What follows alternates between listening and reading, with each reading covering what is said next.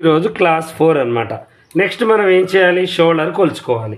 ఆది బ్లౌజ్ తీసుకోవాలి, కరెక్ట్గా ఇలా పెట్టేసి మనం ఏం చేయాలంటే ఇటువైపు అటువైపు పావు ఇంచు ఖర్చు అనేది వదులుకోవాలన్నమాట. అంటే ఇప్పుడు ఇది ఇలా ఉంది కదా, ఇక్కడ నుంచి ఇది ఇక్కడ దాకా ఇలా మనం చూసుకొని కరెక్ట్గా పెట్టుకోవాలి. అంటే ఇది ఇక్కడ నుంచే లెక్కండి మనకి, కాకపోతే ఇది ఇక్కడికి ఉంది, నేను ఇక్కడ ఖర్చు అనేది వదిలిపెట్టాను. ఓకేనా, ఇలా చూసుకొని దీన్ని మనం ఏం చేయాలంటే స్ట్రైట్గా ఇలా గీత గీసేసుకోవాలి.